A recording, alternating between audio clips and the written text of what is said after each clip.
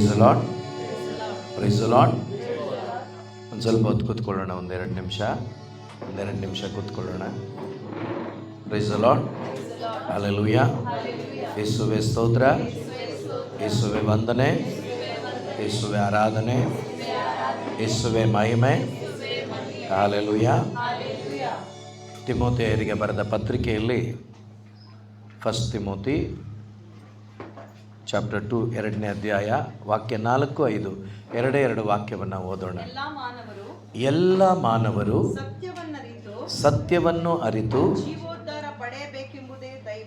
ಜೀವೋದ್ಧಾರ ಪಡೆಯಬೇಕೆಂಬುದೇ ದೈವಿಚ್ಛೆ. ದೇವರು ಒಬ್ಬರೇ, ದೇವರನ್ನು ಮಾನವರನ್ನು ಒಂದುಗೂಡಿಸುವ ಮಧ್ಯಸ್ಥರು ಒಬ್ಬರೇ, ಅವರೇ ಮಾನವರಾಗಿರುವ ಕ್ರಿಸ್ತ Yesu. Praise the Lord, praise the Lord, hallelujah. ಎಲ್ಲ ಮಾನವರು ಏನನ್ನು ಅರಿತುಕೋಬೇಕಂತೆ? ಸತ್ಯವನ್ನು. ಎಲ್ಲ ಮಾನವರು ಈ ಭೂಮಿಯಲ್ಲಿ ಯಾರೆಲ್ಲ ಜೀವಿಸ್ತಾ ಇದ್ದಾರೋ ಎಲ್ಲ ಮಾನವರು ಸತ್ಯವನ್ನು ಅರಿತುಕೋಬೇಕು ಅಂತೇಳಿ ಸಂತ ಪೌಲರು ತಿಮೋತಿಗೆ ಪತ್ರದ ಮುಖಾಂತರ ಬರಿತಾ ಇದ್ದಾರೆ. ಅದು ನಮಗೆ ಇವತ್ತು ಎಲ್ಲ ಮಾನವರು ಅಂದರೆ ಈ ಭೂಮಿಯಲ್ಲಿ ಮನುಷ್ಯನಾಗಿ ಹುಟ್ಟಿರುವ ಪ್ರತಿಯೊಬ್ಬ ಮನುಷ್ಯನು ಸತ್ಯವನ್ನು ಅರಿತುಕೋಬೇಕು. ಯಾಕೆಂದರೆ ಯೇಸು ಕ್ರಿಸ್ತರು ಒಂದು ಜನಾಂಗಕ್ಕೆ ಮಾತ್ರವೇ ಪ್ರಾಣ ಕೊಡಲಿಲ್ಲ. ಯೇಸು ಕ್ರಿಸ್ತರು ಎಲ್ಲ ಮನುಷ್ಯರಿಗಾಗಿ ತನ್ನ ಪ್ರಾಣವನ್ನು ಕೊಟ್ಟಿದ್ದಾರೆ. Praise the Lord, praise the Lord. ಯಾರಿಗಾಗಿ ಪ್ರಾಣ ಕೊಟ್ಟಿದ್ದಾರೆ? ಎಲ್ಲ ಮಾನವರಿಗಾಗಿ. ಈಗ ಅವರ ಪ್ರಾಣ ಧಾರೆ ನಿಜವಾಗ್ಲೂ ನಮ್ಮಲ್ಲಿ ಅವರು ಪ್ರಾಣ ಕೊಟ್ಟಂಥ ಆ ಒಂದು ಪ್ರಾಣಧಾರೆ ಅವ್ರು ಯಾಕೆ ಮಾಡಿದರು ಅನ್ನುವ ಅರಿವು ಮನುಷ್ಯನಿಗಿಲ್ಲ ಅಂದರೆ ಅವನಿಗೆ ಯೇಸುವನ್ನು ಪಡ್ಕೊಳ್ಳೋಕ್ಕಾಗಲ್ಲ. ಯೇಸುವನ್ನು ಒಬ್ಬ ಮನುಷ್ಯ ಪಡ್ಕೊಂಡಿಲ್ಲ ಅಂದರೆ ಖಂಡಿತವಾಗಲೂ ಸ್ವರ್ಗ ಸಾಮ್ರಾಜ್ಯ ಆತನಿಗೆ ಇಲ್ಲ. ಸೊ ಹಾಗಾಗಿ ದೇವರ ಒಂದು ಆಸೆ, ದೇವರ ಒಂದು ಬಯಕೆ ಏನು ಅಂತ ಹೇಳಿದ್ರೆ ಎಲ್ಲ ಮಾನವರು ಈ ಭೂಮಿಯಲ್ಲಿ ಎಷ್ಟೆಲ್ಲ ಜಾತಿ ಜನಾಂಗಗಳನ್ನು ನಾವು ಮಾಡ್ಕೊಂಡಿದ್ದೇವೆಯೋ ನಾವೆಲ್ಲರೂ ಕೂಡ ದೇವರ ಮಕ್ಕಳೇ.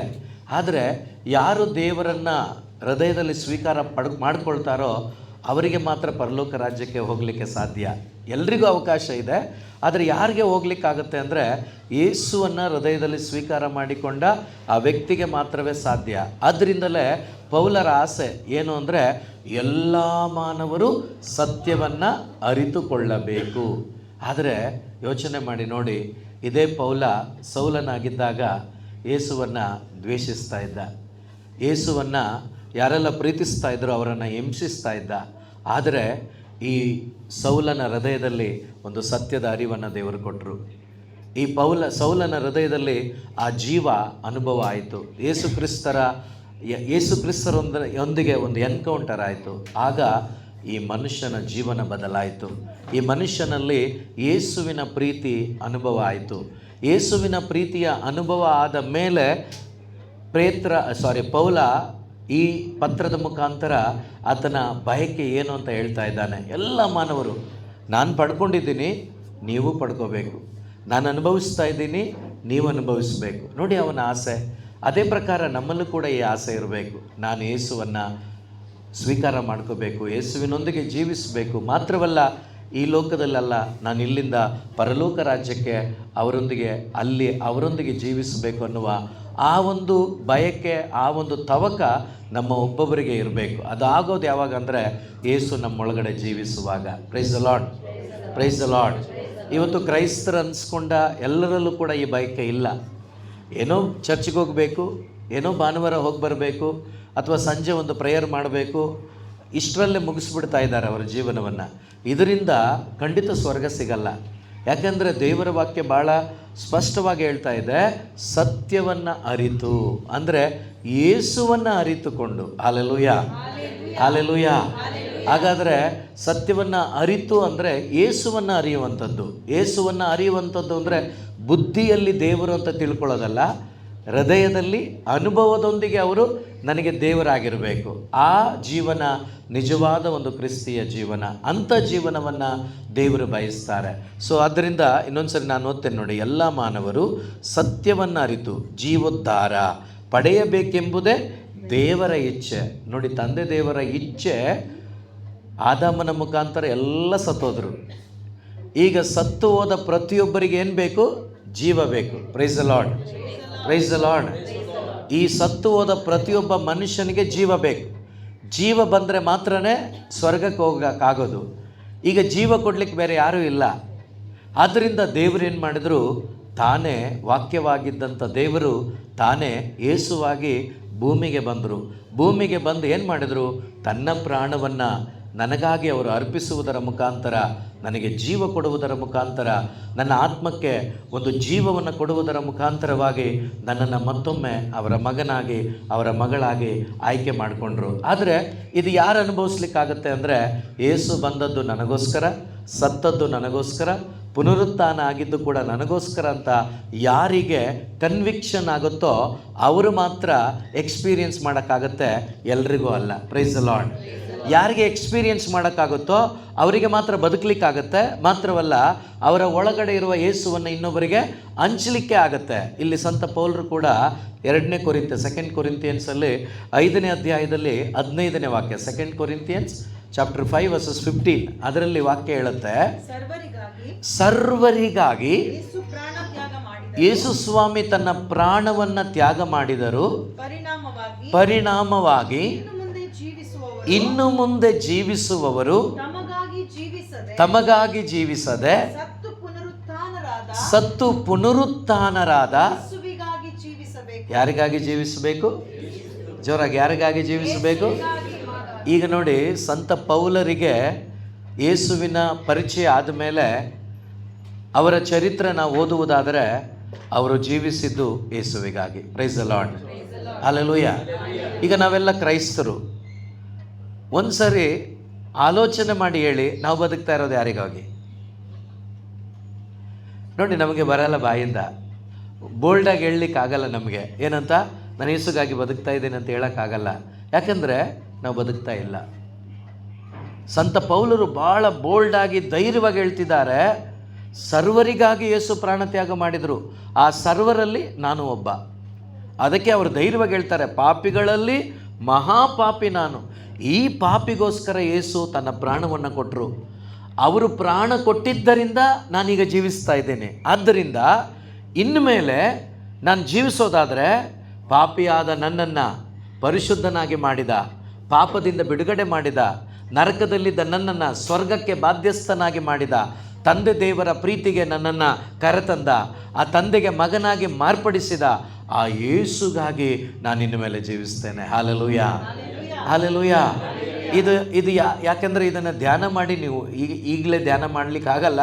ಈ ವಾಕ್ಯಗಳನ್ನು ಮನೆಗೋಗಿ ಪದೇ ಪದೇ ಸಂತ ಪೌಲರ ಪತ್ರಿಕೆಗಳನ್ನು ಚೆನ್ನಾಗಿ ನೀವು ಓದಿ ನೋಡಿ, ಧ್ಯಾನ ಮಾಡಿ ನೋಡಿ. ಅವರ ಜೀವನ, ಅವರ ಪ್ರಯಾಣ ಎಲ್ಲವೂ ಕೂಡ ಅವರನ್ನು ರಕ್ಷಣೆ ಮಾಡಿದ ಕ್ರಿಸ್ತನಿಗಾಗಿ ಮಾತ್ರವೇ. Price the lord. ನನ್ನ ಪ್ರಕಾರ ನಾವೆಲ್ಲ ಚರ್ಚ್ಗೆ ಹೋಗೋದು ನಮ್ಮ ಒಳ್ಳೆಯದಕ್ಕಾಗಿ ಮಾತ್ರನೇ. Price the Lord, hallelujah. ನಾವು ಚರ್ಚ್ಗೆ ಹೋಗೋದಲ್ಲಿ ಯಾರು ಒಳ್ಳೆಯದಕ್ಕಾಗಿ? ನಮ್ಮ ಒಳ್ಳೆಯದಕ್ಕಾಗಿ. ನನಗೇನೆಲ್ಲ ಅವಶ್ಯಕತೆ ಬೇಕೋ ಅದನ್ನು ನೆರವೇರಿಸ್ಕೊಳ್ಳೋದಕ್ಕಾಗಿ. ಆದರೆ ಪೌಲರು ಎಲ್ಲೂ ಕೂಡ ಅವರ ಆಸೆಗಳನ್ನು ನೆರವೇರಿಸ್ಕೊಂಡಿದ್ದನ್ನು ನೀವೆಲ್ಲೂ ನೋಡಲಿಕ್ಕಾಗಲ್ಲ. ಅವರು ಚಾಟಿ ಎಟ್ಟಿ ತಿಂದಿದ್ದಾಗಲಿ, ಅವರ ಪ್ರಯಾಣಗಳಾಗಲಿ, ಅವರು ಒಡಿಸ್ಕೊಂಡಿದ್ದಾಗಲಿ, ಬಯಸ್ಕೊಂಡಿದ್ದಾಗಲಿ, ಅವರ ಪ್ರಯಾಣ ಎಲ್ಲವೂ ಕೂಡ ಯಾರಿಗಾಗಿ ಅಂದರೆ ಕ್ರಿಸ್ತ ಯೇಸುವಿಗಾಗಿ. ಆದ್ದರಿಂದಲೇ ಅವರು ಧೈರ್ಯವಾಗಿ ಹೇಳ್ತಿದ್ದಾರೆ, ಇನ್ನು ಮೇಲೆ ನಾನು ಜೀವಿಸುವುದಾದರೆ ನನ್ನನ್ನು ಪಾಪದಿಂದ, ಶಾಪದಿಂದ ಬಿಡುಗಡೆ ಮಾಡಿದ ಆ ಕ್ರಿಸ್ತನಿಗಾಗಿ ಜೀವಿಸ್ತೇನೆ. Hallelujah, hallelujah. ಯೇಸುವೆ ಸ್ತೋತ್ರ, ಯೇಸುವೆ ವಂದನೆ, ಯೇಸುವೆ ಆರಾಧನೆ, ಯೇಸುವೆ ಮಹಿಮೆ. Hallelujah, hallelujah. ಆ ಯೇಸುವನ್ನು ನಾವೆಲ್ಲರೂ ಕೂಡ ದೇವರ ವಾಕ್ಯವನ್ನು ಆಲಿಸುವ ಮುನ್ನ ಸ್ವಲ್ಪ ಸಮಯ ಆರಾಧನೆ ಮಾಡೋಣವಾ? ಎದ್ದು ನಿಲ್ಲೋಣ. Praise the Lord, hallelujah. ಯೇಸುವೆ ಸ್ತೋತ್ರ, ಯೇಸುವೆ ವಂದನೆ, ಯೇಸುವೆ ಆರಾಧನೆ, ಯೇಸುವೆ ಮಹಿಮೆ. Hallelujah, hallelujah, hallelujah, hallelujah, hallelujah. ನನ್ನ ಉಸಿರಿರುವ ದಿನವೆಲ್ಲ ನಾ ಮಾಡುವೆ ಆರಾಧನೆ. ಎಲ್ಲಿಯವರೆಗೆ? ನನ್ನ ಉಸಿರಿರುವವರೆಗೆ. ಯಾಕೆಂದರೆ ಅವರು ಮಾಡಿದಂಥ ಉಪಕಾರಗಳನ್ನು ಸ್ಮರಿಸ್ತಾ ಹೋದರೆ ನಮ್ಮ ಜೀವನನೇ ಸಾಕಾಗೋದಿಲ್ಲ. ಅದಕ್ಕೆ ದಾವಿದರಸ ಹೇಳ್ತಾನೆ, ಮರೆಯದಿರು ಆತನು ಮಾಡಿದ ಉಪಕಾರಗಳಲ್ಲಿ ಒಂದನ್ನು ಕೂಡ. ಅಂಥ ದೇವರ ಮಕ್ಕಳು ನಾವು. ಈ ಸಮಯದಲ್ಲಿ ನಾವೆಲ್ಲರೂ ಕೂಡ ಪ್ರೀತಿ ತುಂಬಿದ ಹೃದಯದಿಂದ ಒಂದು ಸಾರಿ ಅವರ ಶಿಲುಬೆಯನ್ನು ನಾವು ನೋಡಿದ್ರೆ ಗೊತ್ತಾಗತ್ತೆ ಅವರು ಎಷ್ಟು ನಮಗಾಗಿ ತ್ಯಾಗ ಮಾಡಿದ್ದಾರೆ ಎಂಬುದಾಗಿ. ಅವರು ಮನುಷ್ಯನಾಗಿ ಬಂದದ್ದಲ್ಲದೆ, ತನ್ನ ಪ್ರಾಣವನ್ನು ಕೊಟ್ಟದ್ದಲ್ಲದೆ, ಘೋರವಾದ ಯಾತನೆಯನ್ನು ಅನುಭವಿಸಿ ತನ್ನ ಪ್ರಾಣವನ್ನೇ ಕೊಡ್ತಾರೆ ಪ್ರಿಯರೇ. ಅಂಥ ದೇವರಿಗೆ ಹೃದಯಂತರಾಳದಿಂದ ನಾವೆಲ್ಲರೂ ಕೂಡ ಸ್ತೋತ್ರ ಎಂಬ ಬಲಿಯನ್ನು ನಾವೆಲ್ಲರೂ ಅರ್ಪಿಸೋಣ. Hallelujah, hallelujah, hallelujah. ಯೇಸುವೆ ಸ್ತೋತ್ರ, ಯೇಸುವೆ ವಂದನೆ, ಯೇಸುವೆ ಆರಾಧನೆ, ಯೇಸುವೆ ಮಹಿಮೆ. ನನ್ನ ಉಸಿರಿರುವ ದಿನವೆಲ್ಲ ನಾ ಮಾಡುವೆ ನಿಮಗೆ ಆರಾಧನೆ. ನನ್ನ ಉಸಿರಿರುವ ದಿನವೆಲ್ಲ ನಾ ಮಾಡುವೆ ನಿಮಗೆ ಆರಾಧನೆ. ಆರಾಧನೆ, ಆರಾಧನೆ ಯೇಸುವಿಗೆ. ಆರಾಧನೆ, ಆರಾಧನೆ ಯೇಸುವಿಗೆ. ನನ್ನ ಉಸಿರಿರುವ ದಿನವೆಲ್ಲ ನಾ ಮಾಡುವೆ ನಿಮಗೆ ಆರಾಧನೆ. ನನ್ನ ಉಸಿರಿರುವ ದಿನವೆಲ್ಲ ನಾ ಮಾಡುವೆ ನಿಮಗೆ ಆರಾಧನೆ. ಆರಾಧನೆ, ಆರಾಧನೆ ಯೇಸುವಿಗೆ. ಆರಾಧನೆ ಯೇಸುವೆ. ಆರಾಧನೆ, ಆರಾಧನೆ, ಆರಾಧನೆ ಯೇಸುವಿಗೆ. ಒಂದೇ ಒಂದು ಕ್ಷಣ ಯೋಚನೆ ಮಾಡಿ, ಒಂದೇ ಒಂದು ಕ್ಷಣ ಯೋಚನೆ ಮಾಡಿ, ಎಷ್ಟೊಂದು ಉಪಕಾರ ನನ್ನ ಜೀವಿತದಲ್ಲಿ ಮಾಡಿದ್ದಾರೆ ದೇವರು.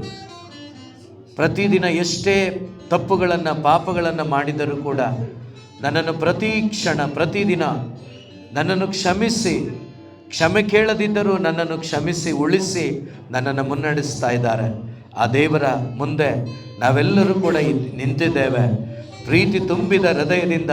ಅಪ್ಪ ಯೇಸುವೆ, ನಾನು ಎಷ್ಟೇ ತಪ್ಪು ಮಾಡಿದರೂ ಕೂಡ ನನ್ನ ಪಾಪಗಳನ್ನು ಕ್ಷಮಿಸುತ್ತಾ ಅನುದಿನವೂ ನನ್ನನ್ನು ಕಾದು ಕಾಪಾಡುತ್ತಾ ನೀವು ನನ್ನನ್ನು ನಡೆಸ್ತಾ ಇದ್ದೀರಪ್ಪ. ನಿಮ್ಮ ಈ ಪ್ರೀತಿಗೆ ಅಪ್ಪ ಎಷ್ಟು ಸ್ತೋತ್ರ ಹೇಳಿದರೂ ಸಾಕಾಗೋದಿಲ್ಲಪ್ಪ. ನೀವು ಮಾಡ್ತಾ ಇರುವಂಥ ಕಾರ್ಯಕ್ಕೆ ನನ್ನ ಜೀವನ ಪರ್ಯಂತ ನಾನು ನಿಮಗೆ ಸ್ತೋತ್ರ ಹೇಳಿದರು ಅದಕ್ಕಿಂತ ಮಿಗಿಲಾದವರು ನೀವಾಗಿದ್ದೀರಪ್ಪ. ಇದೋ ಸ್ವಾಮಿ ನಿಮಗೆ ಸ್ತೋತ್ರ ಅಪ್ಪ, ಸ್ತೋತ್ರ ಅಪ್ಪ ಅಂತೇಳಿ ಎಲ್ಲರೂ ಕೂಡ ಎಷ್ಟೊಂದು ಉಪಕಾರ ನನ್ನ ಜೀವಿತದಲ್ಲಿ ನೀ ಮಾಡಿರುವೆ ಏಸಯ್ಯ. ಎಷ್ಟೊಂದು ಉಪಕಾರ ನನ್ನ ಜೀವಿತದಲ್ಲಿ ನೀ ಮಾಡಿರುವೆ ಏಸಯ್ಯ. ಹೇಳೋಣ ಸೇರಿ ಒಟ್ಟಿಗೆ. ಎಷ್ಟೊಂದು ಉಪಕಾರ ನನ್ನ ಜೀವಿತದಲ್ಲಿ ನೀ ಮಾಡಿರುವೆ ಏಸಯ್ಯ. ನನ್ನ ಪ್ರಾಣ ನೀ, ನನ್ನ ಉಸಿರು ನೀ, ನನ್ನ ಪ್ರಾಣ ನೀ, ನನ್ನ ಉಸಿರು ನೀ. ಎಂದೆಂದು ನಿಮಗೆ ಆರಾಧನೆ, ಆರಾಧನೆ ಎಂದೆಂದು ನಿಮಗೆ ಆರಾಧನೆ, ಎಂದೆಂದು ನಿಮಗೆ ಆರಾಧನೆ. ನನ್ನ ಉಸಿರಿರುವ ದಿನವೆಲ್ಲ ನಾ ಮಾಡುವೆ ನಿಮಗೆ ಆರಾಧನೆ. ನನ್ನ ಉಸಿರಿರುವ ದಿನವೆಲ್ಲ ನಾ ಮಾಡುವೆ ಯೇಸುವಿಗೆ ಆರಾಧನೆ. ಆರಾಧನೆ, ಆರಾಧನೆ ಯೇಸುವಿಗೆ ಆರಾಧನೆ ಆರಾಧನೆ ಯೇಸುವಿಗೆ. ನನ್ನ ಉಸಿರಿರುವ ದಿನವೆಲ್ಲ ನಾ ಮಾಡುವೆ ಯೇಸುವೇ ಆರಾಧನೆ. ನನ್ನ ಉಸಿರಿರುವ ದಿನವೆಲ್ಲ ನಾ ಮಾಡುವೆ ಯೇಸುವೇ ಆರಾಧನೆ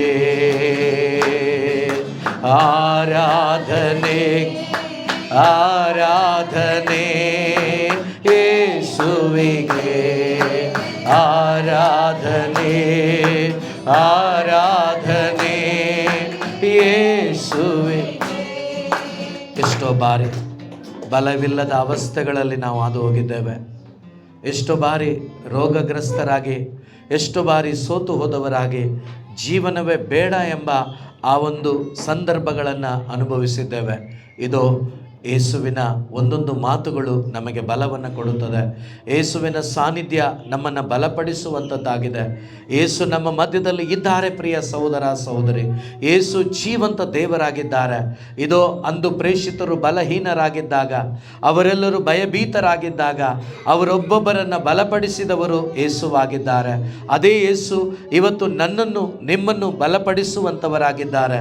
ನೀವು ಯಾವ ಕ್ಷೇತ್ರದಲ್ಲಿ ಸೋತು ಹೋಗಿ ಬಂದಿದ್ದೀರೋ, ಯಾವ ಕ್ಷೇತ್ರದಲ್ಲಿ ಬಳಲಿ ಬಂದಿದ್ದೀರೋ, ಯಾವ ಕ್ಷೇತ್ರದಲ್ಲಿ ಕುಂದಿ ಹೋಗಿದ್ದೀರೋ, ಭಯಪಡಬೇಡಿ. ಯೇಸು ನಿಮ್ಮ ಒಬ್ಬೊಬ್ಬರನ್ನು ಬಲಪಡಿಸಲಿಕ್ಕಾಗಿ ಇವತ್ತು ನಿಮ್ಮನ್ನು ಕರೆ ತಂದಿದ್ದಾರೆ. ಅವರನ್ನು ಆರಾಧಿಸುವಾಗ, ಅವರ ವಾಕ್ಯಗಳನ್ನು ಧ್ಯಾನಿಸುವಾಗ ನಮ್ಮ ಒಬ್ಬೊಬ್ಬರ ಅಂತರಂಗಗಳನ್ನು ಬಲಪಡಿಸುವಂಥ ದೇವನನ್ನು ನಾವೆಲ್ಲರೂ ಕೂಡ ಸೇರಿ, ಬಲವಿಲ್ಲದಿರುವಾಗ ನನ್ನನ್ನು ನೀ ಬಲಪಡಿಸಿದ್ದಿ యేసయ్య, ಬಲವಿಲ್ಲದಿರುವಾಗ ನನ್ನನ್ನು ನೀ ಬಲಪಡಿಸಿದ್ದಿ యేసయ్య, ಬಲವಿಲ್ಲದಿರುವಾಗ ನನ್ನನ್ನು ನೀ ಬಲಪಡಿಸಿದಿ యేసయ్య. ನಂಬಿಕೆಯಿಂದ ಹೇಳೋಣ, ಬಲವಿಲ್ಲದಿರುವಾಗ ನನ್ನನ್ನು ನೀ ಬಲಪಡಿಸಿದ್ದಿ యేసయ్య, ನನ್ನ ಬಲವು ನೀ, ನನ್ನ ಬಂಡೆ ನೀ, ನನ್ನ ಬಲವು ನೀ, ನನ್ನ ಬಂಡೆ ನೀ, ನನ್ನ ಬಲವು ನೀ, ನನ್ನ ಬಂಡೆ ನೀ, ಎಂದೆಂದು ನಿಮಗೆ ಆರಾಧನೆ, ಎಂದೆಂದು ನಿಮಗೆ ಎಂದೆಂದು ನಿಮಗೆ, ಎಂದೆಂದು ನಿಮಗೆ ಆರಾಧನೆ ಆರಾಧನೆ. ನನ್ನ ಉಸಿರಿರುವ ದಿನವೆಲ್ಲ ನಾ ಮಾಡುವೆ ಯೇಸುವೇ ಆರಾಧನೆ. ನನ್ನ ಉಸಿರಿರುವ ದಿನವೆಲ್ಲ ನಾ ಮಾಡುವೆ ಯೇಸುವೇ ಆರಾಧನೆ ಆರಾಧನೆ ಆರಾಧನೆ ಯೇಸುವಿಗೆ ಆರಾಧನೆ ಆರಾಧನೆ ಯೇಸುವಿಗೆ. ನನ್ನ ಉಸಿರಿರುವ ದಿನವೆಲ್ಲ ನಾ ಮಾಡುವೆ ನಿಮಗೆ ಆರಾಧನೆ. ನನ್ನ ಉಸಿರಿರುವ ದಿನವೆಲ್ಲ ನಾ ಮಾಡುವೆ ಯೇಸುವೇ ಆರಾಧನೆ ಆರಾಧನೆ ಆರಾಧನೆ ಯೇಸುವಿಗೆ ಆರಾಧನೆ ಆರಾಧನೆ ಯೇಸುವೆ ಆರಾಧನೆ ಆರಾಧನೆ ಆರಾಧನೆ ಯೇಸುವೆ. ಪ್ರಿಯರೇ, ಇವತ್ತು ದಾಹದಿಂದ ಹಂಬಲಿಸುತ್ತಾ ಆರಾಧಿಸೋಣ. ದೇವರ ವಾಕ್ಯ ಹೇಳ್ತದೆ, ಇದು ಹಸಿದವರಿಗೆ ಮನ್ನವನ್ನು ಕೊಟ್ಟರು ಯೇಸು ಸ್ವಾಮಿ. 6 ಲಕ್ಷ ಮಂದಿಗಿಂತ ಮಿಗಿಲಾದವರಿಗೆ ಅವರ ಶರೀರಕ್ಕೆ ಬೇಕಾದ ಮನ್ನವನ್ನು ಕೊಟ್ಟು ಅವರನ್ನು ಪೋಷಿಸಿದರು 40 ವರ್ಷಗಳ ಕಾಲ. ಆದರೆ ಇವತ್ತು ಅಳಿದು ಹೋಗುವ ಮನ್ನ ನಮಗೆ ಬೇಡ. 6ನೇ ಅಧ್ಯಾಯದಲ್ಲಿ 27ನೇ ವಾಕ್ಯದಲ್ಲಿ ಯೋಹಾನನ ಶುಭ ಸಂದೇಶದಲ್ಲಿ ಯೇಸು ಹೇಳ್ತಾರೆ, ಅಳಿದು ಹೋಗುವ ಆಹಾರಕ್ಕಾಗಿ ದುಡಿಯಬೇಡಿ, ನಿತ್ಯ ಜೀವ ಕೊಡುವ ಆಹಾರಕ್ಕಾಗಿ ತವಕ ಪಡಿ ಎಂಬುದಾಗಿ ಯೇಸು ಹೇಳ್ತಾರೆ. ಪ್ರಿಯ ಸಹೋದರ ಸಹೋದರಿ, ಆ ನಿತ್ಯ ಜೀವ ಕೊಡುವ ಆಹಾರ ದೇವರ ವಾಕ್ಯವಾಗಿದೆ, ಯೇಸುವಾಗಿದ್ದಾರೆ. ಆ ಯೇಸುವೆ ನಮಗೆ ಆತ್ಮಕ್ಕೆ ಆಹಾರವಾಗಿದ್ದಾರೆ. ಅವರು ಆಹಾರವಾಗಿ ವಾಕ್ಯದ ರೂಪದಲ್ಲಿ ನಮ್ಮಲ್ಲಿ ಬಂದು ಜೀವಿಸುತ್ತಾರೆ. ಪ್ರಿಯರೇ, ಆ ವಾಕ್ಯವಾಗಿದೆ ನಮಗೆ ಭೋಜನ. ಅವರ ರಕ್ತವನ್ನು ಮಾಂಸವನ್ನು ತಿನ್ನುವ ಯಾರೂ ಕೂಡ ನಾಶವಾಗೋದಿಲ್ಲ ಅಂತ ದೇವರ ವಾಕ್ಯ ಹೇಳುತ್ತೆ. ಇವತ್ತು ಮನ್ನವನ್ನು ತಿಂದ ಎಲ್ಲರೂ ನಾಶವಾದರು ಪ್ರಿಯರೇ. ಆದರೆ ದೇವರ ವಾಕ್ಯವನ್ನು ತಿನ್ನುವ, ಯೇಸುವನ್ನು ತಿನ್ನುವ, ಯೇಸುವನ್ನು ಭುಜಿಸುವ, ಯೇಸುವಿನೊಂದಿಗಿರುವ ಯಾರೂ ಕೂಡ ನಷ್ಟಪಟ್ಟು ಹೋದ ಚರಿತ್ರೆ ಇಲ್ಲ. ಇದೋ ಈ ಸಮಯದಲ್ಲಿ ಅವರಲ್ಲಿ ಕೇಳೋಣ, ಅಪ್ಪ ನನ್ನ ಹೃದಯ ಹಸಿವಿನಿಂದ ಇದೆ, ಹಸಿವಿನಿಂದ ಇದೆ ನನ್ನ ಹೃದಯ. ಅಪ್ಪ ಯೇಸುವೆ, ನೀವು ಬೇಕು ನನಗೆ, ನೀವು ಬೇಕು. ನಿಮ್ಮ ಆ ಜೀವ ಕೊಡುವ ಆಹಾರವನ್ನು, ವಾಕ್ಯವನ್ನು, ಆ ಪ್ರಸನ್ನತೆಯನ್ನು ನನಗೆ ಕೊಡಿಯಪ್ಪ. ನಾನು ನಿಮ್ಮೊಂದಿಗೆ ಜೀವಿಸಬೇಕು, ನಿಮ್ಮೊಂದಿಗೆ ಬದುಕಬೇಕು, ನಿಮ್ಮ ಅನ್ಯೋನ್ಯತೆಯಲ್ಲಿ ಲೋಕದಲ್ಲಿ ಜಯಭರಿತವಾದ ಜೀವನವನ್ನು ಜೀವಿಸಬೇಕು. ನನಗೆ ಬೇಕಾದ ಆತ್ಮಿಕವಾದ ಆಹಾರವನ್ನು ಕೊಡಿ ಅಂತೇಳಿ ನಾವೆಲ್ಲರೂ ಕೂಡ ಹಸಿವೆಯಲ್ಲಿರುವಾಗ ನನ್ನನ್ನು ನೀ ಅನುದಿನವೂ ಪೋಷಿಸಿದೆ. ಹಸಿವೆಯಲ್ಲಿರುವಾಗ ನನ್ನನ್ನು ನೀ ಅನುದಿನವೂ ಪೋಷಿಸಿದೆ. ನಂಬಿಕೆಯಿಂದ ಹೇಳೋಣ, ಹಸಿವೆಯಲ್ಲಿರುವಾಗ ನನ್ನನ್ನು ನೀ ಅನುದಿನವೂ ಪೋಷಿಸಿದೆ. ಹಸಿವೆಯಲ್ಲಿರುವಾಗ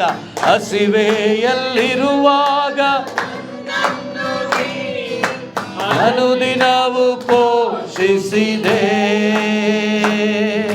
ನನ್ನ ಪಾಲು ನೀ, ನನ್ನ ಪಾನ ನೀ, ನನ್ನ ಪಾಲು ನೀ, ನನ್ನ ಪಾನ, ನನ್ನ ಪಾಲು ನೀ, ನನ್ನ ಪಾಲು ನೀನೆ, ನನ್ನ ಪಾನ ನೀನೆ, ನನ್ನ ಪಾಲು ನೀನೆ, ನನ್ನ ಪಾನ ನೀನೆ.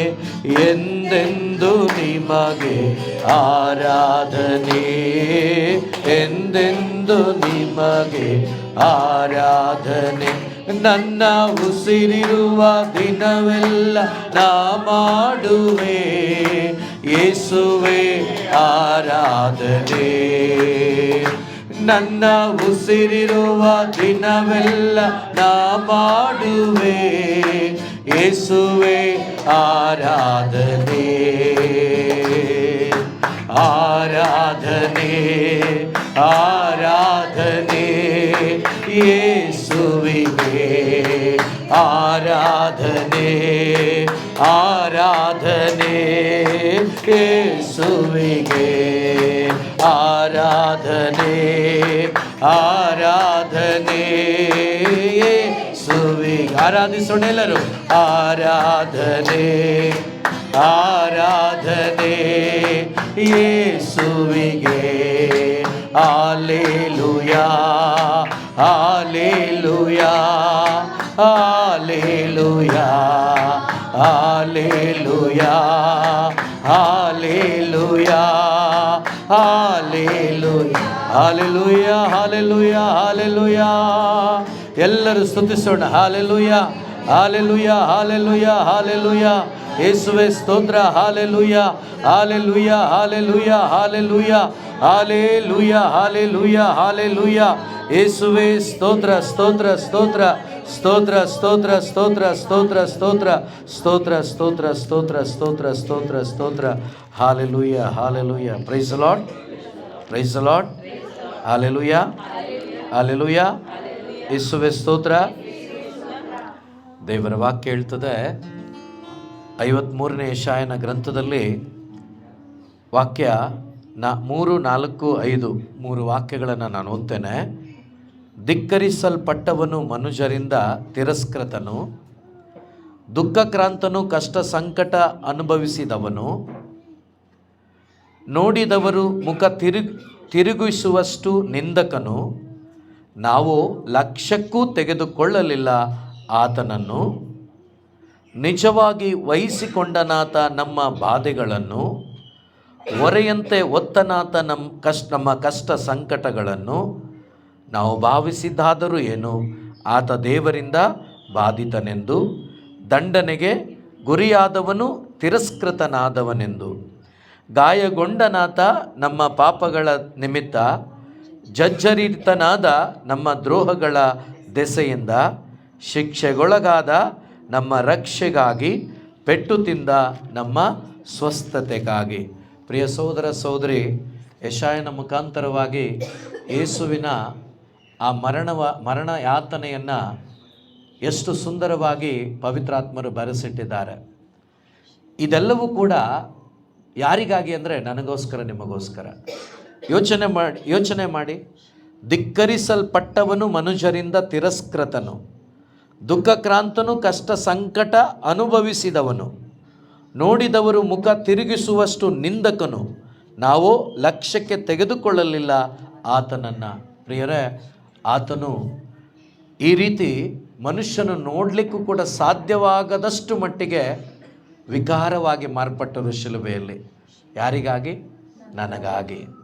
ಯೋಚನೆ ಮಾಡಿ ನೋಡಿ. ಅವರು ನನಗಾಗಿ, ಯಾರು ಕೂಡ ಅವರನ್ನು ನೋಡ್ಲಿಕ್ಕೆ ಕೂಡ ಆಗಲಿಲ್ಲ, ಅಷ್ಟು ವಿಕಾರವಾದರು. ಮಾತ್ರವಲ್ಲ, ನಿಜವಾಗಿ ವಹಿಸಿಕೊಂಡನಾತ ನಮ್ಮ ಬಾಧೆಗಳನ್ನು, ಮಾತ್ರವಲ್ಲ ಹೊರೆಯಂತೆ ಒತ್ತನಾತ ನಮ್ಮ ಕಷ್ಟ ಸಂಕಟಗಳನ್ನು, ನಾವು ಭಾವಿಸಿದ್ದಾದರೂ ಏನು, ಆತ ದೇವರಿಂದ ಬಾಧಿತನೆಂದು, ದಂಡನೆಗೆ ಗುರಿಯಾದವನು ತಿರಸ್ಕೃತನಾದವನೆಂದು, ಗಾಯಗೊಂಡನಾತ ನಮ್ಮ ಪಾಪಗಳ ನಿಮಿತ್ತ, ಜರ್ಜರಿತನಾದ ನಮ್ಮ ದ್ರೋಹಗಳ ದೆಸೆಯಿಂದ, ಶಿಕ್ಷೆಗೊಳಗಾದ ನಮ್ಮ ರಕ್ಷೆಗಾಗಿ, ಪೆಟ್ಟು ತಿಂದ ನಮ್ಮ ಸ್ವಸ್ಥತೆಗಾಗಿ. ಕಣ್ಣುಗಳನ್ನು ಮುಚ್ಚಿ ಆ ಯೇಸುವಿನ ಶಿಲುಬೆಯನ್ನು ಒಮ್ಮೆ ನೋಡೋಣ. ಯೇಸುವಿನ ಶಿಲುಬೆ ಬುಡದಲ್ಲಿ ನೀವಿದ್ದೀರಿ. ಯೇಸುವಿನ ವಚನಗಳನ್ನು ಆಲಿಸ್ಲಿಕ್ಕೆ ಹೋಗ್ತಾ ಇದ್ದೇವೆ. ಕಣ್ಣುಗಳನ್ನು ಮುಚ್ಚಿ ಆ ಶಿಲುಬೆಯ ಬುಡದಲ್ಲಿ ನಾನಿದ್ದೇನೆ ಎಂಬ ಭರವಸೆಯಲ್ಲಿ ಅವ್ರನ್ನೇ ನೋಡುತ್ತಾ ಅವರು ಶಿಕ್ಷೆಗೊಳಗಾಗಿದ್ದು ನನ್ನ ರಕ್ಷೆಗಾಗಿ, ಅವರು ಪೆಟ್ಟು ತಿಂದದ್ದು ನನ್ನ ಸ್ವಸ್ಥತೆಗಾಗಿ, ಅವರು ರಕ್ತ ಸುರಿಸಿದ್ದು ನನ್ನ ಪಾಪ ಪರಿಹಾರಕ್ಕಾಗಿ, ಅವರು ಶಾಪಗ್ರಸ್ತನಾಗಿದ್ದು ನನ್ನ ಆಶೀರ್ವಾದಕ್ಕಾಗಿ, ಆ ದೇವರನ್ನು ಒಂದೇ ಒಂದು ಬಾರಿ ಕಣ್ಣ ಮುಂದೆ ತಂದುಕೊಂಡು ಆ ಯೇಸುವನ್ನೇ ನೋಡುತ್ತಾ ಆ ಯೇಸುವಿನ ಸಾನ್ನಿಧ್ಯವನ್ನು ಬಯಸುತ್ತಾ, ಅನುಭವಿಸುತ್ತಾ, ಅವರನ್ನು ನೋಡಿ ಹೇಳಿ, ನಿನ್ನ ದೇವರು ಭುವಿಯಲಿಲ್ಲ, ನೀನಿಲ್ಲದೆ ಬೇರೆ ಆಧಾರವಿಲ್ಲ. ನಿನ್ನ ಹಾಗೆ ದೇವರು ಭುವಿಯಲಿಲ್ಲ, ನೀನಿಲ್ಲದೆ ಬೇರೆ ಆಧಾರವಿಲ್ಲ. ನಿನ್ನ ಪ್ರಿಯನಾಗಿ ನಾ ನೆಲೆಗೊಳ್ಳುವೆ, ನೀನಿಲ್ಲ ಸರ್ವಸ್ವ ನನ್ನೇಸುವೆ. ನಿನ್ನ ಪ್ರಿಯನಾಗಿ ನಾ ನೆಲೆಗೊಳ್ಳುವೆ, ನೀನೇ ನನ್ನ ಸರ್ವಸ್ವ ನನ್ನೇಸುವೆ. ಆರಾಧನೆ ನಿಮಗೆ, ಆರಾಧನೆ ನನ್ನೇಸುವೆ ನಿಮಗೆ, ಆರಾಧನೆ ಆರಾಧನೆ ನಿಮಗೆ. ನನ್ನೇಸುವೆ ಯೇಸುವೆ ನಿಮಗೆ ಆರಾಧನೆ, ಆರಾಧನೆ ನಿಮಗೆ ಆರಾಧನೆ. ನನ್ನೇಸುವೆ ನಿಮಗೆ ಆರಾಧನೆ. ಪ್ರಿಯ ಸಹೋದರ ಸಹೋದರಿ, ನಮ್ಮೆಲ್ಲವನ್ನ ಸಮರ್ಪಿಸೋಣ ಯೇಸುವಿಗೆ. ನಮ್ಮೆಲ್ಲವನ್ನ ಬಿಟ್ಟುಕೊಡೋಣ ಯೇಸುವಿಗೆ. ಇದು ಅವರು ಇಂದಿಗೂ ಕೂಡ ಜೀವಂತರಾಗಿದ್ದಾರೆ. ಈ ಕ್ಷಣ ನಿನ್ನನ್ನು ನೀನು ಬಿಟ್ಟುಕೊಡುವುದಾದರೆ ನಿನ್ನ ಜೀವಿತದಲ್ಲಿ ಕಾರ್ಯ ಮಾಡಲು ಶಕ್ತರಾಗಿದ್ದಾರೆ. ಇದೋ ಇವತ್ತು ನಿನ್ನ ದಿವಸವಾಗಿದೆ.